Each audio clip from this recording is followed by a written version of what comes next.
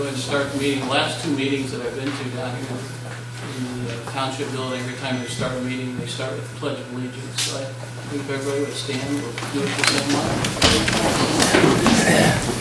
I pledge allegiance to the flag of the United States of America and to the republic for which it stands, one nation, under God, indivisible, with liberty and justice for all.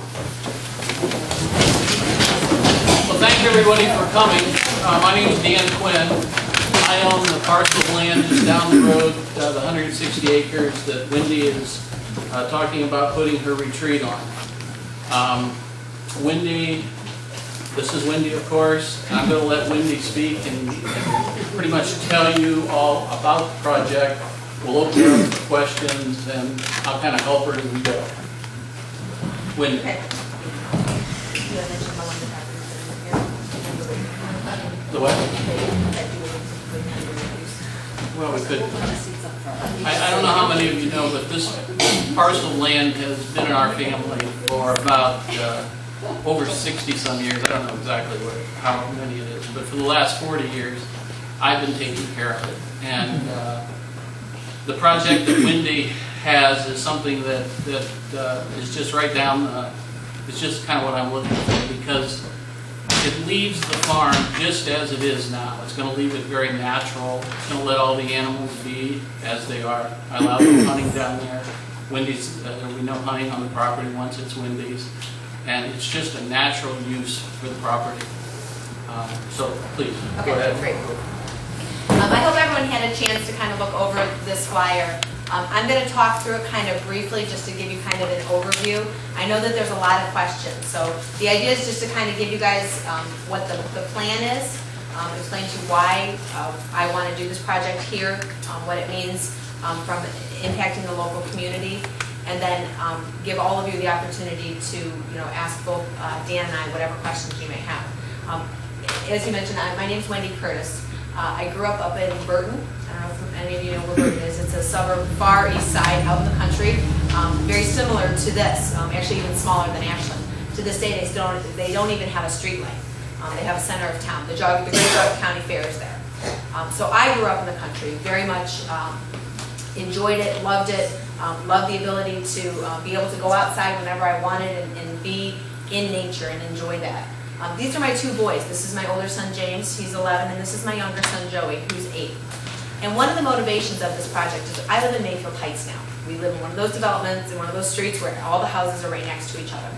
And I want to give them the same experience that I had growing up. So to be able to open the back door and say, go play, come in when it's dark, things like that. So that's one of the motivating factors to bring me down here. The other reasons to pick this particular area is that this project is to bring outsiders in. It is to bring economic stimulus to this area. So it is to I'm not looking to the local economy to support it. I'm looking to all of those people coming in from Cleveland, Columbus, Akron, Youngstown to come in. And I've done some market studies and some research, and there's a demand for this type of project. There's a lot of corporations who, on an annual basis, they go off-site somewhere, typically a hotel, close themselves up into some room, and they plan, okay, how are we going to run this company for the next year?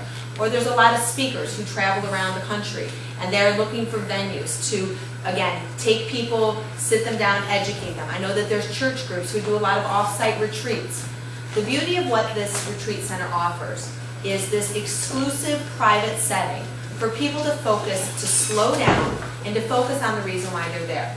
It will only have 16 guest rooms. It is a one-at-a-time use facility, so meaning when one group is there, that's it. They have the whole place to themselves. So again, if they want to be able to sit down in a living room area and continue to talk, they'll have that. They won't have to share those spaces like you do in a hotel. A lot of times you go into a hotel and you're just a number and you're in and you're out and that sort of thing.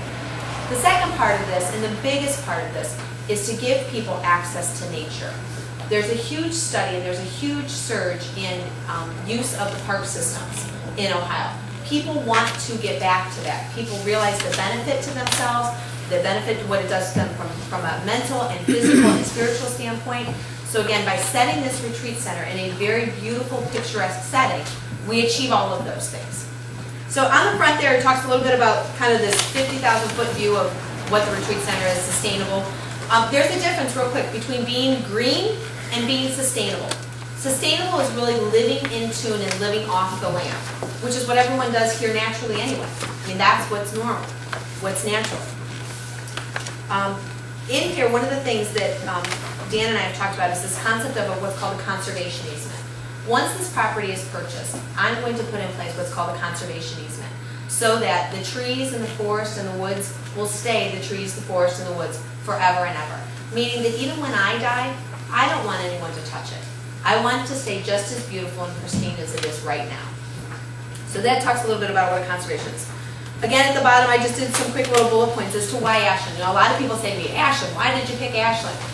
It's great. I mean, it's a great community. I mean, every person that I've talked to is very friendly and very open, which is something I'm looking forward to. Again, just some common sense things. It's easy access off the freeway. It's the acreage. You can be rural very quickly. So again, you can be 6 miles off the freeway and be in pitch black. You know, up in Cleveland, you have to drive a lot further than 6 miles. And the other thing is that attracts me is this concept of what I call living locally, but it's still doing business with your neighbors. So it is about going up to Home Hardware, or it is about going down to the farmer's market, or it is about going to Honeyhaven Farm and buying those products because it's your neighbor, because you know that the money you're spending benefits them. If you open up the inside, this is what the plan is. Now, one of the things, and one of the ways that we're doing this is as opposed to doing all the building drawings and having all that to show, we are waiting, the team that I've put together, we are waiting until we pick the property, and the buildings are going to be custom designed for the property, so that we are going to be building in tune with the land.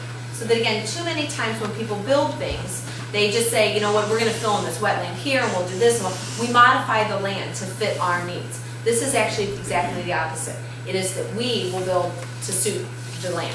So that again, from keeping it pristine, again paying attention to how the water runs off, we don't disturb any of those systems. So this is the beautiful piece of property there in the center that you can see. I'm just going to kind of quickly go around it and give you kind of a quick overview of what we plan to do. Right now there's an existing pond on the facility. It's about 3 feet. It's very shallow. The idea is that we're going to expand that. We're going to dig it deeper. We're going to bring fish in, some bluegill and bass and that sort of thing, give people the opportunity to go out and fish. I know I like to fish. My kids like to fish. As well as create some additional water habitat. I've been talking with some of the people at the university, and the hope is that they can, the same thing that they do down on 42 as far as some of the studying and the biology and that sort of thing, they'll have access to come out and experience another ecosystem to do that. The next picture of it, it says Castle Rock. Visually from the street, that is the only thing that will look any different other than lots of pretty flowers than what you see today. So meaning that there's going to be a marker spot that just says, here's the driveway. Visually, you won't be able to see any of the buildings from the street. And going up the 2 of the fields that are on the township road, I'm going to plant with wildflowers. And the idea is that will then allow them to naturally return to how they were originally. So by starting with wildflowers, it'll attract obviously bees and birds and that sort of thing, which will then deposit seeds from trees and that sort of thing. So eventually, over time, it will return. That's the idea. I also want to bring in some honeybee hives. With the honeybee epidemic that's going on in the country, I think that there needs to be more opportunities to give bees a good home, and again from the, to be able to support the local agriculture and that sort of thing. And that's one of those examples where I know nothing about how to take care of honeybees, so I'm going to look to someone here in the community to help me do that kind of thing, and to help harvest the honeycombs and do something like that.